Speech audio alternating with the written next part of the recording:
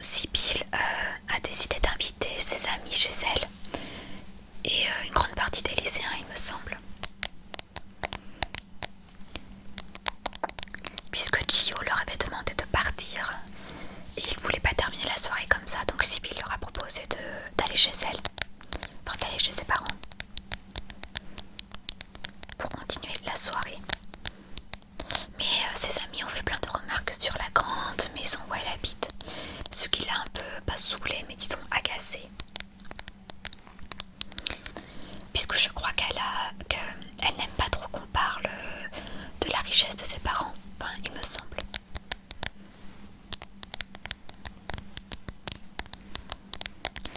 Et ensuite, il me semble que Tim lui a dit qu'il n'y avait plus de whisky, je crois, ou de vin, bon, je sais plus du tout. Et du coup, elle a décidé d'aller en chercher dans la cave à vin de son père. Mais Matteo s'est proposé pour venir avec elle.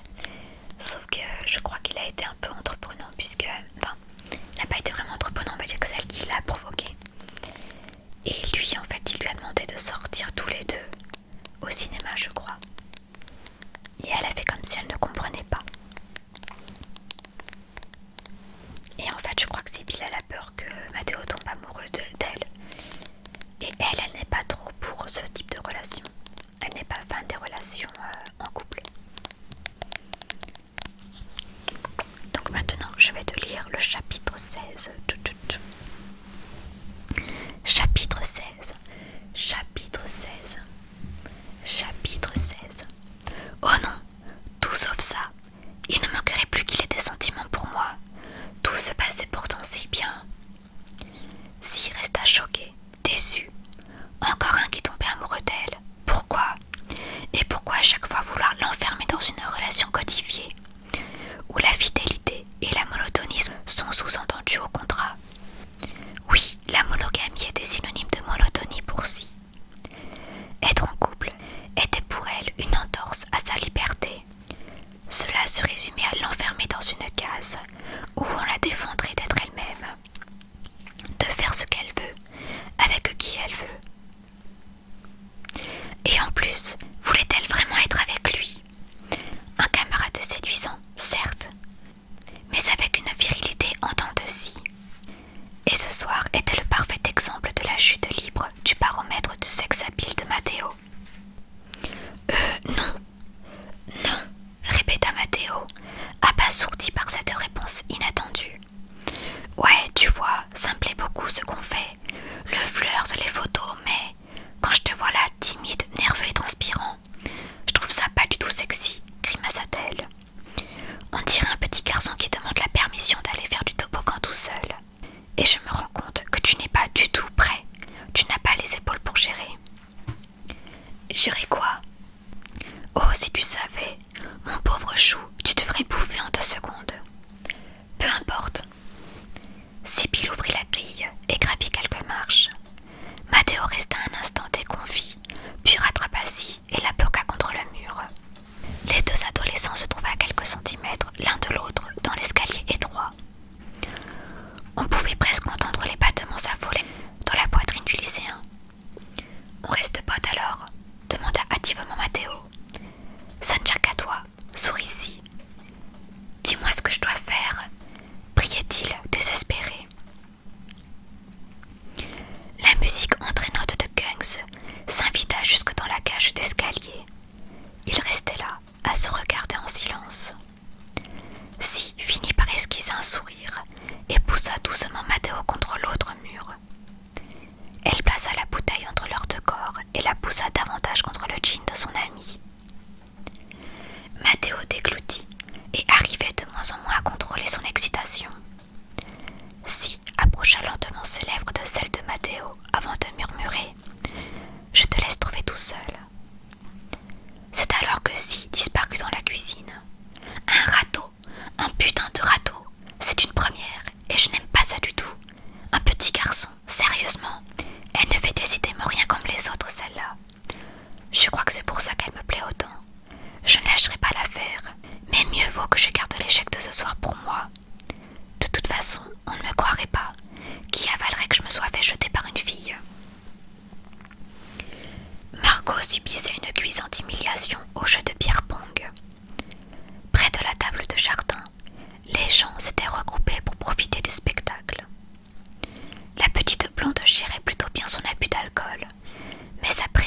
ce jeu laissait clairement à désirer.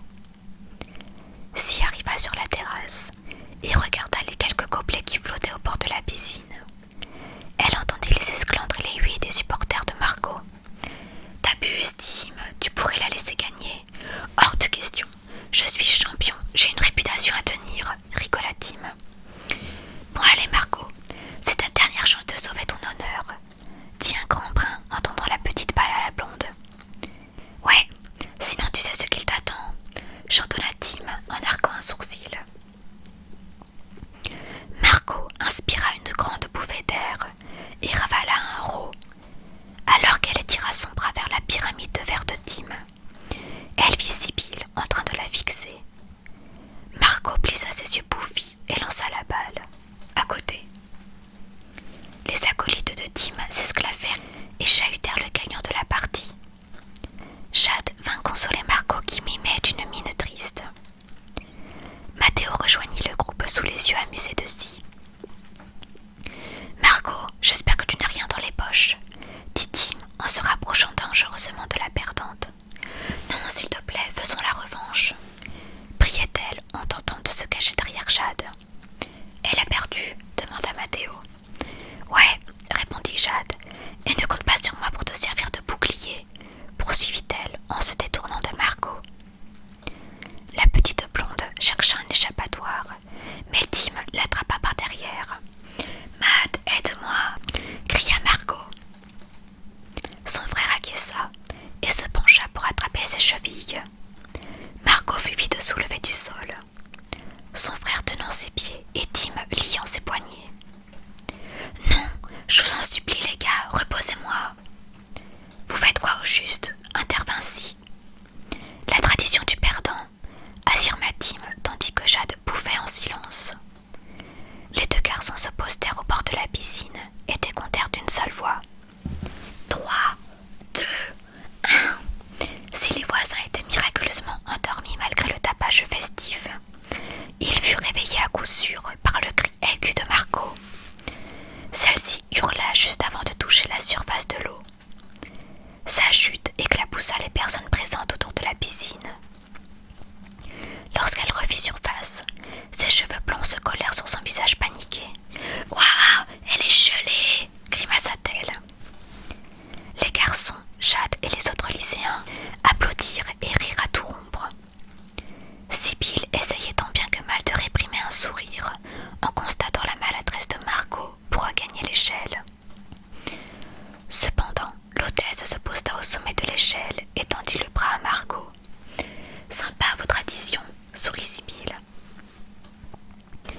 Margot accepta la main tendue de Si. Elle se sentait honteuse de se présenter ainsi, trempée jusqu'aux os. Les cheveux emmêlés et le maquillage coulé. Voilà une situation que je me serais bien passée.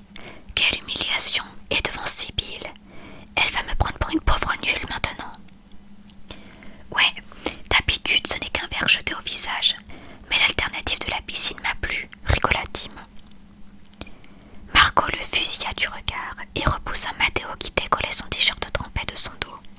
« Ouais bah super !» s'indigna-t-elle. « Maintenant je suis trempée et je ne me vois pas rester comme ça jusqu'à la fin de la soirée. » Si passa instinctivement une mèche de cheveux derrière l'oreille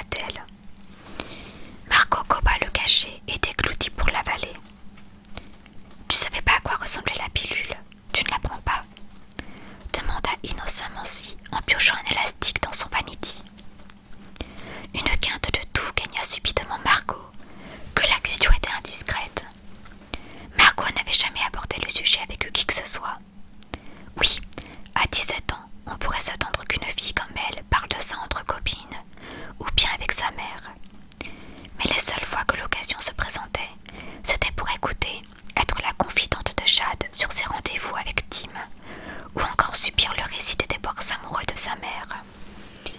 Jamais personne s'était réellement intéressé à sa propre vie. Et de toute manière, qu'aurait-elle bien pu raconter? Non, j'en ai pas trop besoin en ce moment. Enfin, j'en ai jamais eu besoin. Si se figea une seconde. Elle eut peur de comprendre. Elle se raisonna et se dit que sa conclusion était sûrement trop hâtive. Qui est encore vierge à 17 ans de nos jours? Se demanda-t-elle. Si peigna grossièrement les cheveux mouillés de Margot et commença à les tresser. Elle remarqua un frisson courir le long de l'épaule de son amie. Pourquoi? Dit Si. Parce qu'aucun mec ne veut de moi. Enfin, regarde-moi, se méprisa-t-elle, les yeux baissés. Si s'exécuta. Elle regarda Margot à travers le miroir face à elle. Oui, présentement, Margot n'était pas à son avantage. Quoique, ses vêtements mouillés collés à sa peau révélaient enfin son corps, trop dissimulé habituellement par toutes ses couches de tissu. La courbe de ses clavicules était superbe, et malgré le col dégoulinant sous ses yeux, son visage était très plaisant à regarder. Non, Si ne voyait pas ce qui freinait les avances des garçons. Je te regarde et je comprends pas. Margot releva la tête et croisa le regard pénétrant de Si. Son cœur se mit à battre plus fort et sa gorge se serra. Les doigts de Si étaient toujours entre ses mèches de cheveux, à frôler son épaule, frissonnante. Était-ce un compliment? Sibylle insista son regard sur la bouche frémissante de Margot. Elle semblait gênée par tant de proximité. La pauvre, c'est triste de ne pas être consciente d'un aussi grand potentiel. Je pourrais peut-être l'aider. Aider cette petite chose à éclore en elle, pourquoi pas? Et c'est la fin de ce chapitre. Donc à la